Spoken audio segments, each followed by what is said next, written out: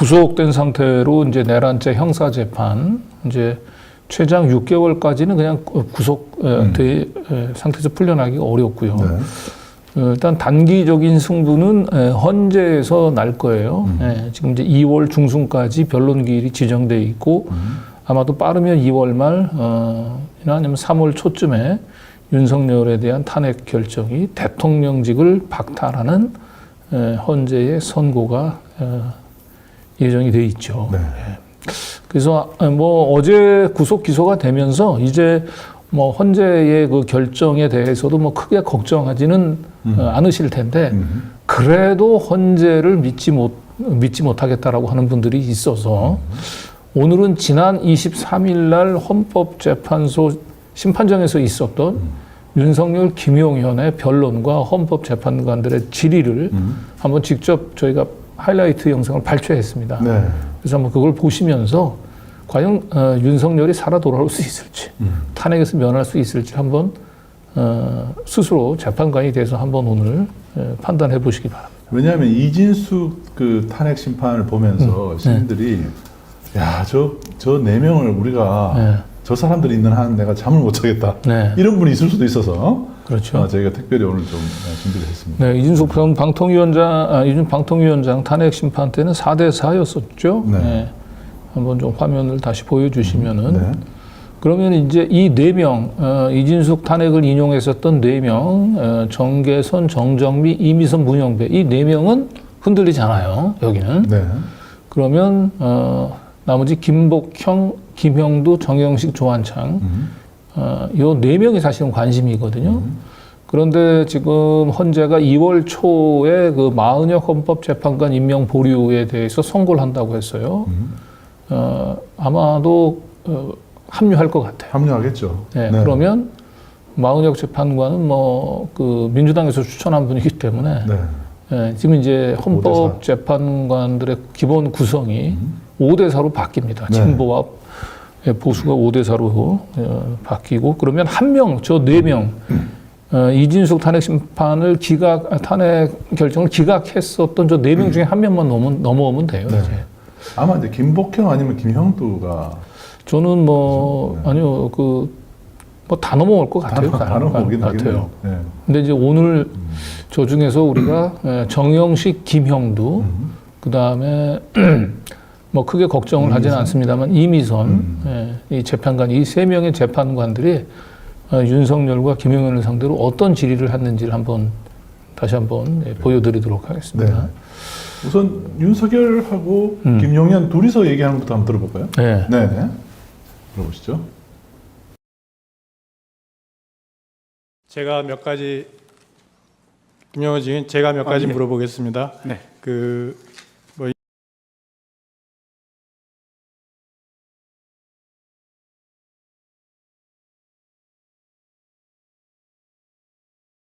주시면은 제가 그냥 잠깐 하겠습니다. 그 포고령과 관련해서 아마 제 기억에는 12월 1일 또는 2일 밤에 우리 장관께서 제 관저에 그걸 가지고 오신 거로 기억이 됩니다. 기억나시죠?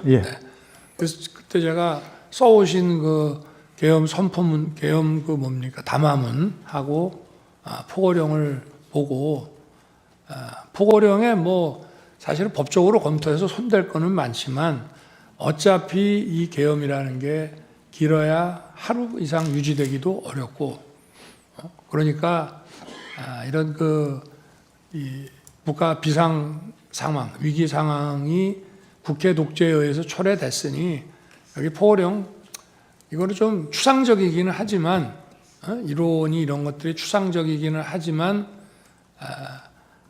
그런 어떤 상징적이라는 측면에서 집행 가능성은 없지만 이게 상해법규에도 위배되고 내용이 구체적이질 않아서 집행 가능성도 없는 거지만 뭐 그냥 놔둡시다 라고 말씀을 드리고 그냥 놔뒀는데 뭐 기억이 혹시 나십니까? 예, 제가 이제 느낀 것은 네. 대통령께서 평상시보다 이렇게 좀 꼼꼼하게 안 보시는 것을 네. 제가 느끼면서 네. 평상시 이제 대통령 업무를 하시는 스타일이 항상 법전을 먼저 찾으시거든요. 네. 뭐 이렇게 보고가 들어오거나 참모들 하면 조금 이상하다 그러면 법전부터 먼저 이렇게 가까이 해서 좀 찾아보고 이렇게 하시는데 분명히 저는 그렇게 생각했는데 안 찾으시더라고요. 네. 그래서 좋습니다. 하여튼 이게 예. 어쨌든 이거는 실현 가능성, 집행 가능성이 없는데 상징성이 있으니까 놔둡시다 이렇게 얘기를 예. 한 거로 기억이 되고 예. 또 그 왜 전공이 네. 이걸 제가 왜 집어넣냐 웃으면서 이렇게 얘기를 하니 이것도 막 그런 측면에서 네. 좀 어떤 계고한다는 측면에서 그냥 뒀습니다 해서 저도 예, 그렇습니다. 웃으면서 그냥 놔뒀는데 예. 그 상황은 기억하고 예, 계십니까? 기억합니다. 지금 말씀하시니까 기억납니다. 네. 네. 그렇습니다. 아까 삼청동 안가에서 조지호 김봉식 청장을 만났을 때 네. 그 문건을 주었고 22지 23지에서 민주당사하고 여론조사 꽃 얘기가 나왔습니다. 당초에 대통령께서는 국회와 선관위 이외에는 군대를 보내지 말라고 했다는 건 틀림없는 사실이죠. 네네. 근데 민주당사하고 여론조사 꽃은 장관께서 왜 다시 추가를 하신 거죠? 사실 그 민주당사하고 여론조사 꽃은 우선순위에서 떨어지는 것이었습니다. 예. 우선순위는 대통령 말씀하신 대로 국회하고 선관위였고요. 여기는 병력이 나중에 제한되다 보니까 나중에 이제 후속하는 인원들이 시간을 봐서 이렇게 투입하는 걸로 그렇게 생각을 했었는데 요 인원들에 대해서 나중에 결과적으로 보면 그 투입하는 과정에서 계엄이 해제돼 버렸습니다. 그래가지고 결국은 투입이 안 된 건 그런 상황이죠. 그게 제가 한번 지금 이제 국회 독재가 이런 망국적 위기 상황의 주범이라는 차원에서 질서유지와 그 상징성 측면에서 국회군을 투입했지 않습니까? 네. 그렇기 때문에 그와 연관해서 민주당을 생각했던 것이고, 예, 그렇습니다. 그리고 여론조사 중앙선관위를 스크린해보라고 했는데 거기에는 이 부정선거의 시스템 중에 네. 한 축을 담당하는 게 여심위와 여론조사의 그 어떤 문제점 이런 것들도 같이 있기 때문에 맞습니다. 대표적인 거로 이거를 연관해서 골랐던 거죠. 예, 맞습니다. 네. 근데 그 계엄 선포한 날 저녁에 그 얘기를 저한테 해서 제가 절대 하지 마라. 민주당에 보낼 거면 국민의힘도 보내야 되고 그건 안 된다 하고 꽃도 제가 자른 거 그 얘기 들으셨습니까? 나중에 네, 여론조사 예, 꽃하고 여기 예. 들여보내면 안 된다. 예, 나중에 지시하신 것을 네. 들었습니다. 네, 저렇게 요즘 법전을 누가 그 종이로 그렇게 봅니까? 아유, 정말 네, 근데 20년 전 사람. 네, 헌법 심판정에 나와가지고 네. 사실상 대놓고 많은 그 재판관들이 지켜보는 가운데서 대놓고 좀 입을 맞추고 있잖아요. 그런 거 생각나죠? 그랬더니 지금 막 생각납니다. 이런 분위기잖아요, 지금. 예. 아니 포고령이 무슨 애들 장난입니까? 네. 그 포고령을 그리고 계엄을 지금 하루짜리 계엄이라고 얘기하면서 포고령은 그냥 형식적으로 만든 것에 불과하다. 어차피 하루짜리 계엄이니까 포고령이 뭔 의미가 있겠냐. 그러면서 거기 포고령에 전공이 그 복귀 명령을 내린 부분들을 서로 웃으면서 왜 이런 건 집어넣으면서 웃으면서 물어보고 웃으면서 답변을 했다는. 이게 지금 이런 걸 좀 믿으라고 나 뜨거워서 보기가 참 힘들었죠. 저게 이제 기사로도 많이 나오고 했던 건데 또 막상 이렇게 보시면은 저런 내용을 헌법재판관들이 과연 진지하게 볼까? 기가 찰 노릇이죠. 기가 찰 노릇이죠. 예. 그리고 앞으로 이제 형사 재판을 염두에 두고 있어서 그런지 윤석열이 어떤 식으로 그 증언을 하라고 가이드라인을 주는 것 같잖아요. 그렇죠. 제가 민주당하고 여론조사 꽃 거기는 절대 군병력 투입하지 말라고 얘기한 거 기억나시죠? 뭐 이렇게 이런 식으로. 예. 근데 법정에서 저렇게 증인신문하면 너무 보이잖아요, 지금. 네. 너무 보이는 저런 식의 증인신문을 이 연기를 너무 못해요, 또 둘 다. 그러니까. 연기를 하려면 좀 진지하게 이렇게 좀 해야 되는데 너무 못하니까 막 티가 나고 지금 막. 예.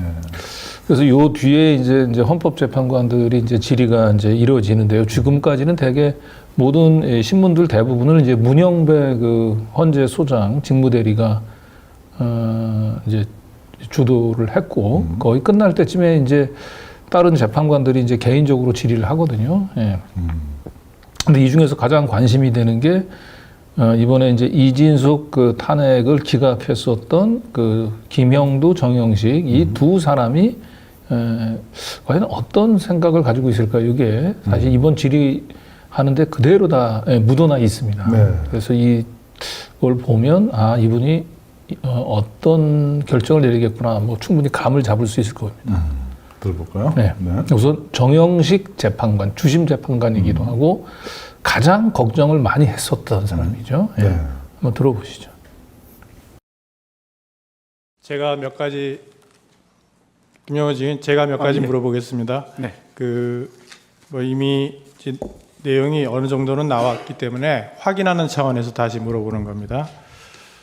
12월 3일 날 22시 17분경에 이제 국무회의 구성원 11명이 대통령실 대접견실에 모였을 때 다 모였지 않습니까? 네. 이때 11명이 모였을 때 이제 피청구인이 비상계엄에 관한 구체적인 내용, 그러니까 비상계엄의 실체적 요건이 충족됐는지, 그리고 시행 일시, 시행 지역, 그리고 계엄 사령관 등에 관해서 이야기를 했습니까? 제가 아니. 그 문건을 대통령님 하신 게 아니고요. 예. 제가 이제 그게 의안이었기 때문에 예. 의안이었기 때문에 제가 계엄 선포문 그러니까 공고문이죠. 그거를 다 나눠 드렸습니다. 그러니까 제 말은 네. 그러니까 구체적인 비상계엄의 내용, 실체적인 요건이 충족됐는지 심의를 하는 것을 말씀드리는 거예요. 그러니까 실체적 요건이 있어야 될 거 아닙니까? 그 요건이 충족됐는지, 그리고 일시는 언제 한다, 그리고 시행지역은 어디다, 그리고 계엄사령관은 누구다, 이런 얘기를 구체적으로 이야기를 한 적이 있느냐 하는 겁니다. 그 포고문을 아까 다 줬다는 것이고. 네. 그 재판관님 말씀하신 그 1번 부분은 그 별도고요. 2번부터 밑에 거는 다 계엄 선포문에 포함되어 있는 내용들이라 계엄 선포문을 제가 다 이렇게 개별적으로 그 국무위원들한테 나눠주고 그 의안으로 이제 그 했기 때문에 다 알려줬다고 저는 생각하고 있고요. 1번 충족이 됐느냐 안 됐느냐 하는 문제는 그 전에 계엄을 하기 전에 대통령님께서 계엄 선포를 하시기 전에 거기에 대한 여러 가지 그 전시 또는 사변 또는 그에 이에 준한 비상사태. 그래서 이게 지금 현재 상황이 이에 준한 국가 비상사태냐. 그리고 그 뒤에 보면 사회 질서가 심각하게 교란돼서 행정, 사법 기능이 현저히 저하될 경우라는 얘기가 있습니다. 국회도 사회지 않습니까? 그러니까 제가 여쭤보는 말씀은 피청구인 대통령이 그 당시에 그런 얘기를 현장에서 했느냐 이걸 묻고 있는 겁니다. 현장에서 11명이 모였을 때 11명 모였을 때 말씀하신 건 제가 못 들었고요. 개별적으로 이렇게 하실 때 계엄의 필요성, 당위성에 대해서는 말씀하시는 걸 들었습니다. 개별적으로는 얘기했지만 11명이 다 모였을 때 구체적으로 그런 얘기를 한 적은 없다. 그다음에 국무회의 당시에 국무위원들을 상대로 이번 비상계엄은 거대 야당에 경고하기 위한 것이다. 경종하기 위해. 경종을 울리기 위한 것이다. 그리고 중앙선거관리위원회의 선거관리 시스템을 점검하기 위한 것이다. 이런 취지의 말을 했습니까? 누가 제가요 아니면 대통령이 언제 모였을 때 11명이 모였을 때 그거는 말씀 안 하셨습니다. 말을 안 했다. 네. 그다음에 육군참모총장 박완수를 계엄사령관으로 임명한다는 점을 국무회의에서 심의를 했습니까? 그게 이제 방금 말씀드린 계엄 선포문에 그게 포함되어 있습니다. 계엄 선포문에 이제 계엄사령관 박완수 이렇게만 돼 있을 뿐이지. 그렇습니다. 그러면 그거를 이 사람으로 하겠다라는 취지다. 그것이. 그다음에 그 비상계엄 선포문 아까 말씀하신 비상계엄 선포문에 부서를 했습니까? 장관들이나 증인이 부서를 했냐? 그렇게는 하지 않았습니다. 부서를 하지 않았다. 네.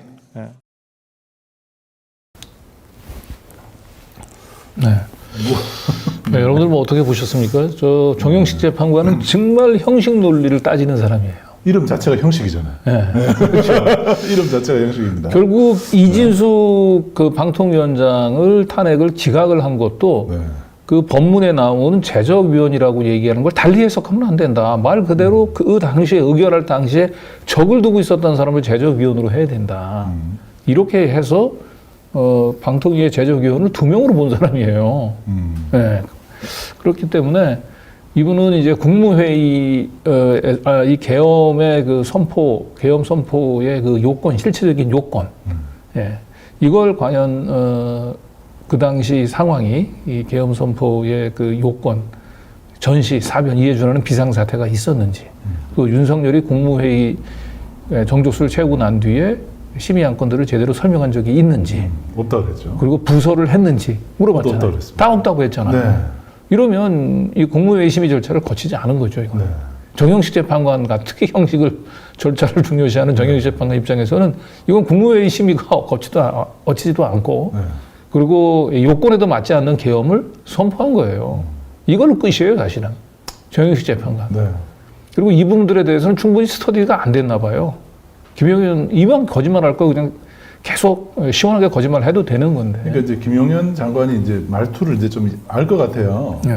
그러니까 제가요 이런 말 나오면은 그게 이제 준비 안 된 질문이 나온 거죠. 네. 그래서 빨리 머리를 굴리는데 이게 빨리 안 돌아가요 또 보면. 네. 네. 그 뭐 이렇게 보여드리는데도 아직도 그래도 자기는 나는 정영식 못 믿겠다. 걱정된다. 이런 그 의견들이 실시간 채팅들이 많이 그렇죠. 올라오는데. 네, 못 믿죠. 예. 그럼 그때 가서 한번 보시죠. 뭐. 네. 예. 저는 뭐 정영식 재판관 절대 예. 예. 하나 더 들어보죠, 뭐 그러면. 한번 네. 하나 더 그래서 하나 더 들어볼까요? 네, 하나 예. 더 들어보죠. 예. 그러면 네. 예. 그다음에 그 국회 건물 내부로 투입된 군 병력을 빼내라 이렇게 지시를 네. 했다는 거죠. 네. 그러면 질서 유지만을 목적으로 군 병력을 동원을 했는데 질서 유지 목적으로 그러면 애초에 국회 그 본청 건물을 말하는 겁니다. 본청 건물 안에 군 병력이 왜 들어갔습니까? 질서 유지를 하는데 그 안에는 어차피 의원들 들어가 있고 의원 관계자들이 들어가 있을 텐데 외부에 뭐 시민들이나 이런 사람은 들어가지는 않은 상태인데 굳이 거기를 군병력이 왜 본청에 유리창을 깨고 진입을 했습니까?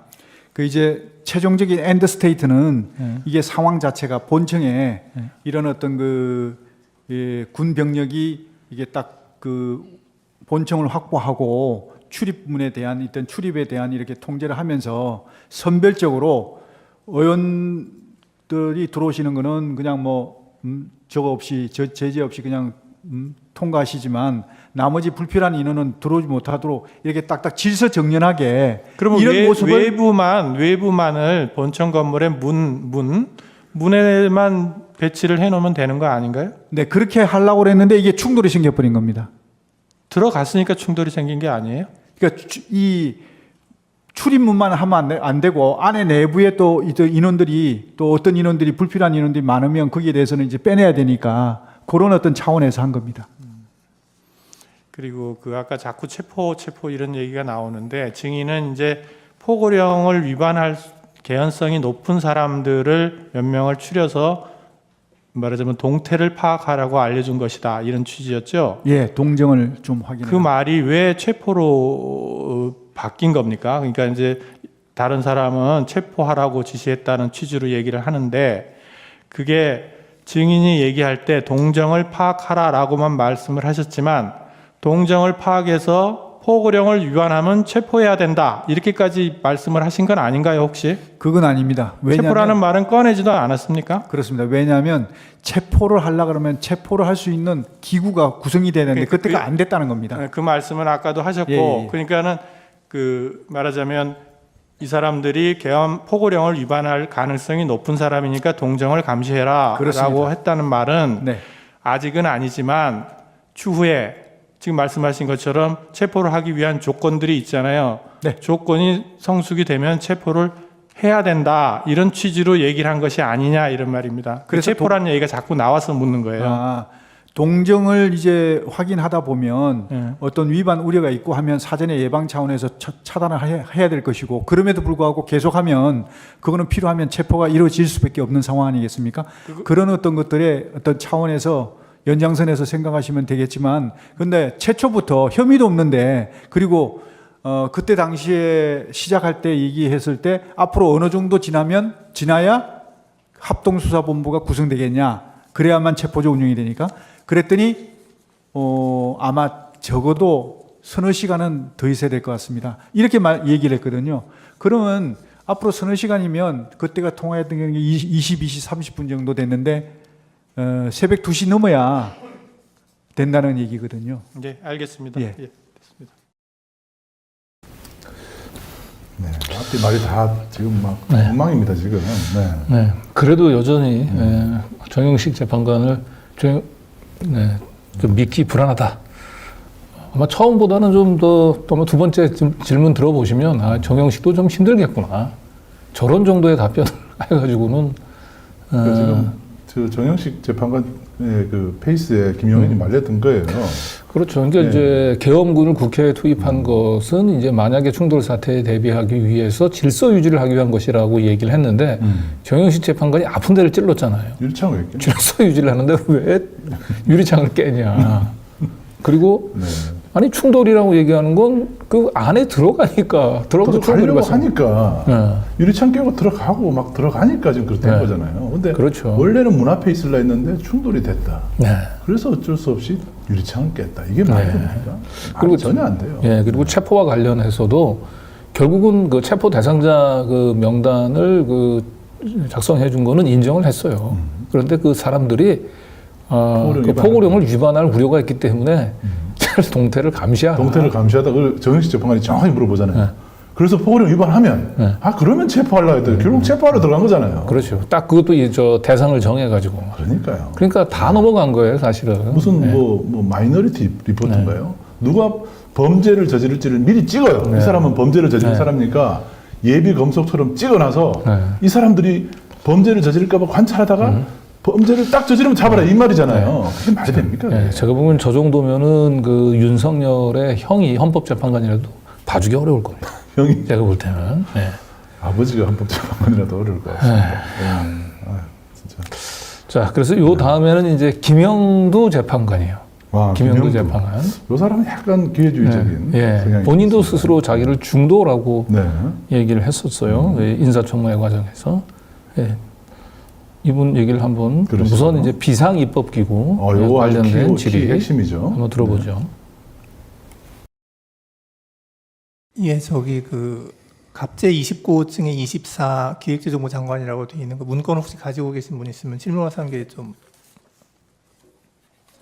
보여주시기 바랍니다.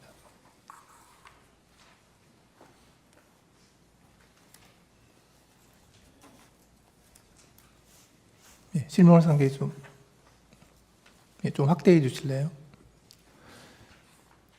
증인. 네, 저 문건 증인이 작성했다고 했죠. 맞습니다. 거기 사망을 보면 네. 사망이 아니라 제일 아래쪽을 보면 국가 비상 입법기구 관련 예산을 편성할 것이라는 내용이 있습니다. 네. 저 내용이 왜 필요했습니까? 예, 요것은 아까 잠깐 제가 언급을 하긴 했는데 요걸 작성하기 전에 대통령께서 평소에 하신 말씀이 떠올랐습니다. 그게 뭐냐면 다시 한번 말씀드리면 정부 여당에서 민생 관련한 입법 법안 그리고 경제 살리기 관련 법안 이런 것들을 비롯해 가지고 한 100여 건이 거대 야당에 막혀 가지고 이게 정지가 돼 있는 상태다. 이것만이라도 제대로 좀 작동이 되면 국민들의 삶이 훨씬 더 좀 나아질 텐데 이거라도 어떻게 좀 했으면 좋겠다는 생각을 많이 말씀하셨습니다. 그러면서 나중에 기회가 되면 이런 부분들을 좀 할 수 있는 방안을 강구해 봤으면 좋겠다. 이런 말씀을 제가 몇 번 들었습니다. 그래서 그게 떠올라서 이번 기회에 그러면 이런 어떤 기재부에다가 이런 이 긴급 재정 입법권을 해서 이 입법권을 수행할 수 있는 그런 이 조직을 만들어 갖고 그걸 이제 가지고 이런 어떤 해소하지 못한 그런 여러 가지 막혀 있는 부분을 좀 해소하자 그런 생각에서 이렇게 지금 예, 정리하고 알겠습니다. 그런데 그 가운데 거를 보면요. 저 문건의 가운데 거를 보면 국회 관련 각종 보조금, 지원금, 각종 임금 등 현재 운용 중인 자금 포함 완전 차단할 것 이리 돼 있거든요. 네. 그런데 지금 증인이 말씀하시는 그런 입법을 하려면 결국 국회가 해야 되는데 입법은 국회가 하는 거니까 그런데 가운데 거는 왜 쓰셨어요? 저거는 국회를 정지시키겠다는 아닙니다. 이 국회 관련된 사항이 아니고 국회를 통해서 지원되는 단체가 있습니다. 그런 단체의 보조금, 지원금 이런 것들을 차단하라는 그런 뜻이죠. 아, 예. 네.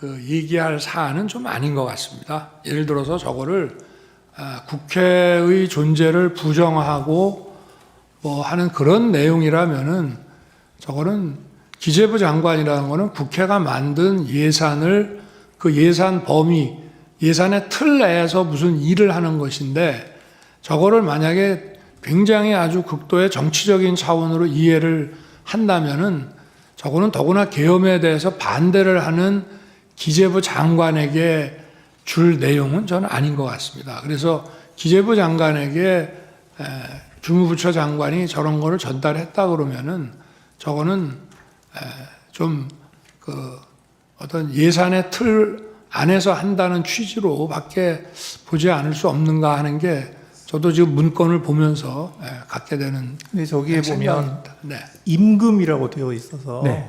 월급 주지 말라는 그 뜻인데. 임금은 아까 전에 잠깐 말씀드렸는데 임금비 이런 개념이 아니고 임금 중에 사실은 이게 불법 임금들이 많다고 얘기를 들었습니다. 그러니까 인원들을 뻥튀기 한다든지 또 없는 인원을 이렇게 해서 한다든지 이런 부정적으로 나가는 임금 이런 어떤 것들을 색출해서 차단해야 되겠다 이런 개념이었습니다. 이게 결국은 저런 거 아니겠습니까? 저 잠깐. 네네. 네, 잠깐만요. 저렇게 또 거짓말을. 그러니까 이제 비상입법기구라고 얘기하는 거를 그 결국은 그 김영현이 굉장히 그 월권적인 얘기를 시인했어요. 다 해버린 거잖아요. 법을 만들겠다는 거 아닙니까? 계속 뭔가 그 민생입법을 국회에서 만들어가지고 그 시행을 해보려고 했는데 그게 계속 가로막혔어. 그래서 비상입법기구를 통해가지고 그걸 해소해 보려고 했다는 거 아닙니까? 그러니까요. 그럼 결국은 그 국회를 대신한 기구를 만들겠다는 목적을, 거잖아요. 국한 물론 목적을 밝힌 거예요. 밝힌 거예요. 네. 그런데 그래서 김형두 그 재판관이 딱 걸렸다. 걸렸다 싶어서 물어보잖아요. 그 위에 그거는 뭐 국회 그거는 왜 그런 거예요? 국회를 없애겠다는 거 아닙니까? 딱 물어보니까 그 보다 못해서 이제 윤석열이 안 되겠다 싶어서 자기가 나타나서 자기가 해명한다고 했는데 해명이 수습이 안 됐어요. 수습 안 되고 둘 다 스텝 다 꼬여가지고 지금 엉망진창이 돼버렸습니다. 예. 하여튼 그 재판관들이 산전수전 다 겪은 사람들인데 거짓말하는 사람들을 평생 동안 보면서 산 사람들이에요. 네. 자, 요 다음에 그래서 이제 김영두 재판관이 이제 비상입법기구를 자꾸 그 국회를 무력화시키는 그런 기구가 아니다라고 이제 변명을 하니까 슬쩍 포고령으로 넘어갑니다. 한번 같이 들어보시죠. 혹시 갑제 2호증 포고령 가지고 계신 분 있으면 좀 보여주시죠.